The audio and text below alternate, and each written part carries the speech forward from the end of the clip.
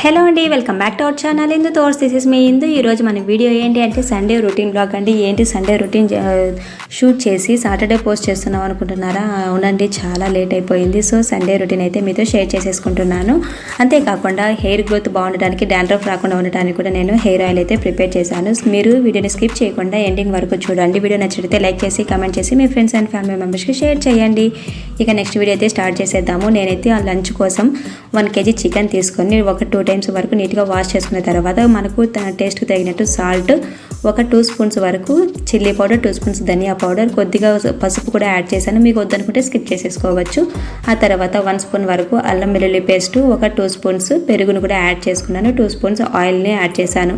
మీకు ఒకవేళ పెరుగు వద్దనుకున్నట్టయితే ఒక హాఫ్ లెమన్ అయితే జ్యూస్ని ఇందులో స్క్వీజ్ చేసుకొని ఈ విధంగా మసాలా మొత్తం చికెన్కి పట్టేటట్లు కలుపుకున్న తర్వాత 2 hours అయినా మ్యారినేట్ చేసుకోండి. 2 hours తర్వాత నేను స్టవ్ ఆన్ చేసుకొని ఒక ప్యాన్ పెట్టుకుని 2 spoons ఆయిల్ వేసుకున్నాను. ఇందులోని ఒక హాఫ్ వరకు ఆనియన్ వేసుకొని ఫ్రై చేసుకుంటున్నానండి. నేను ఒక ఆనియన్ని హాఫ్ ఈ విధంగా మసాలా పేస్ట్ కోసం హాఫ్నైతే ఇక నార్మల్గా చికెన్ ఫ్రై చేసేటప్పుడు అయితే యూజ్ చేసుకున్నాను. ఇవి లైట్గా ట్రాన్స్పరెంట్గా అయిన తర్వాత ఇందులోకి కొద్దిగా కరివేపాకు, మీకు కరివేపాకు వద్దనుకుంటే స్కిప్ చేసేసుకోవచ్చు. కొత్తిమీరని కూడా యూజ్ చేసుకోవచ్చు. ఇక అవి కూడా వద్దు అనుకుంటే స్కిప్ చేసేసేయండి. ఆ తర్వాత 2 వరకు టమాటాస్ని కూడా క్యూబ్స్ లాగా కట్ చేసి వేసుకున్నాను. ఇవి కూడా లైట్గా ఫ్రై అయిపోయిన తర్వాత ఒక 6 to 7 వరకు కాజుని అయితే వేసుకున్నాను. మనం ఈ విధంగా కాజుని వేసుకోవడం వల్ల గ్రేవీ అనేది చిక్కగా వస్తుంది. ఇక తర్వాత మీరు కోకోనట్ అయినా యూజ్ చేసుకోవచ్చు, లేదంటే 1 spoon వరకు గసాలు వేసుకొని ఈ విధంగా లైట్గా ఫ్రై అయిపోయిన తర్వాత సైడ్ తీసి అవి పూర్తిగా చల్లారిన తర్వాత కొద్దిగా వాటర్ని వేసి మిక్సీ పట్టి సైడ్ పెట్టుకోండి. పేస్ట్ అయితే రెడీ అయిపోతుంది. ఇక సేమ్ అదే ప్యాన్లోకి 2 spoons ఆయిల్ వేసుకొని మనకు హోల్ స్పైసెస్ ఉంటాయి కదా, ఈ స్పైసెస్ని మీకు కావాల్సినవి ఇందులో వేసుకొని ఫ్రై చేసుకోవాలి. ఆ తర్వాత హాఫ్ ఆనియన్ అయితే ఉల్లిపాయని ఈ విధంగా సన్నగా కట్ చేసి వేసుకొని ఫ్రై చేసుకున్నాను. ఇందులోనే కరివేపాకు కూడా వేసానండి. మీకు వద్దనుకుంటే స్కిప్ చేసేసుకోవచ్చు.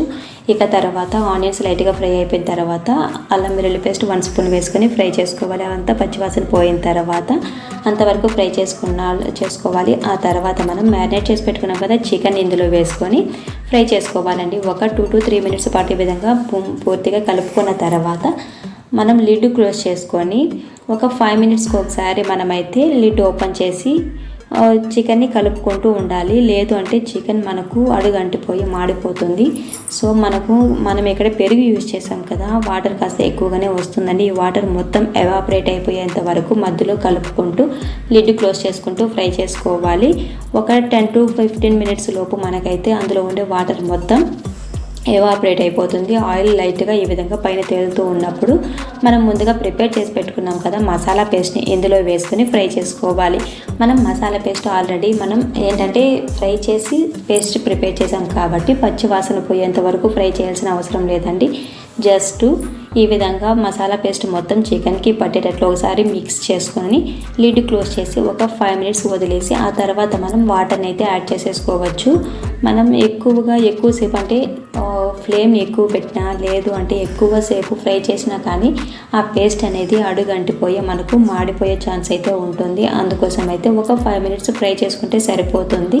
మనకి ఎలాంటి పచ్చివాసన రాదు కాబట్టి ఇబ్బంది లేదండి. ఇక తర్వాత ఈ విధంగా ఒక 5 minutes తర్వాత మనం చికెన్ మ్యారినేట్ చేసుకున్నాం కదా, సేమ్ అదే ప్యాన్లో మసాలా అంటే చిల్లీ పౌడర్ అవంతా వేసాం కాబట్టి పేస్ట్ అయితే ఉంటుంది.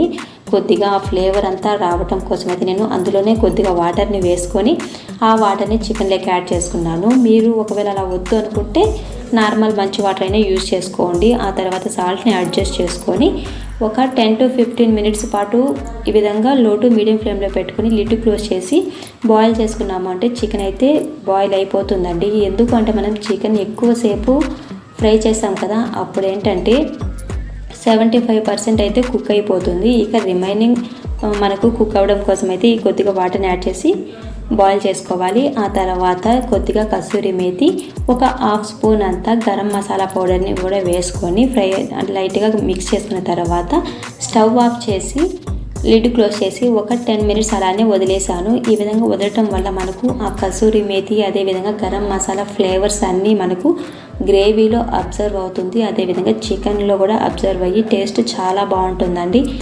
మేమైతే ఈరోజు ఈ విధంగా చికెన్ గ్రేవీ ప్రిపేర్ చేసుకుని వైట్ రైస్ అయితే ఎంజాయ్ చేసాము. మీరు కూడా చికెన్లో ఈ విధంగా ఒకసారి ట్రై చేయండి. మనకు ఎన్నో రెసిపీస్ తెలుసుంటాయి కదా చికెన్లో, ఈ రెసిపీ అయితే ద బెస్ట్ అవుతుందని నా ఒపీనియన్. నాకైతే ఇదే బెస్ట్ అనేది అనిపించిందండి. నేను ఇన్ని రెసిపీస్ ట్రై చేసినా కానీ ఇదైతే చాలా బాగా ఉంది. సో మనమైతే ఇలానే తినలేము అనుకున్నట్టయితే మిరియాల చారు పెట్టుకున్నాము అంటే సైడ్ డిష్గా కూడా చాలా బాగుంటుంది. మేమైతే జస్ట్ ఇలానే చికెన్ గ్రేవీ అదేవిధంగా వైట్ రైస్తో అయితే మా లంచ్ అయితే కంప్లీట్ చేసేసాము.